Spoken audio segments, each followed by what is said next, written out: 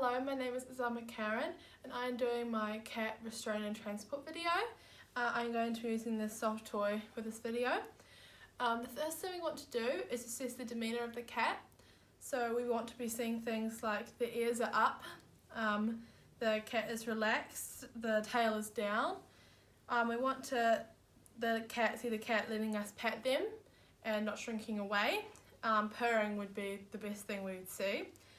Some things we don't want to be seeing, we don't want to see their ears back on their head. Things like hissing, crouching down with their tail in the ear, avoiding eye contact. And another one that you might miss is the pupils dilating, which is actually a sign of fear. So that's a really bad one, we don't want to see that. The next thing we would do is catch and pick up the cat safely. So we want to make sure that we are talking quietly and that we are not making any sudden movements to scare the cat, and that we are firm but gentle. It's really important. So what we want to do is make sure that we have the whole weight of the cat, and that we have one hand on their chest and one hand on their holding their legs and their feet. So we pick it up onto their chest, and we'd actually pick them up with their paws under our hand to help us put them into the cage, and grab their feet as well and put them up to our chest. And we take them over. So here we have a little makeshift cage, as we don't have one right now. So what we do is, because we have our hands over the paws like this, so they don't starfish, as many cats do, and we can get them into the cage a lot easier, we also put them head first, so they don't kick off with their back feet. So put them in head first, and we let go of their hands and then their feet, and we always make sure we have a hand over them. We can also have treats in the cage to help them stay in there.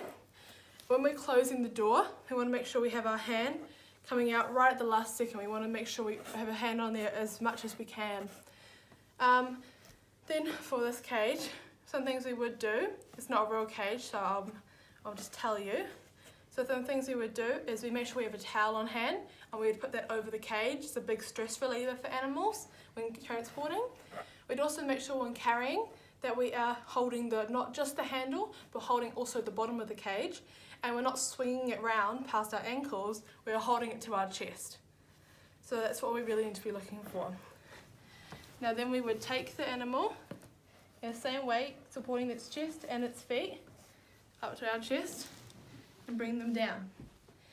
Now if we need to do an examination on the animal and show their stomach, we put their feet down first, switching from under over to the top of the feet, holding their hands and just stretching a little bit, so that if anything was wrong with their stomach they could see, because animals don't like showing their stomachs a lot. And then we can put them down. Now we're going to talk about how to groom an animal properly. We need to make sure you have the right equipment for that, like a non-slip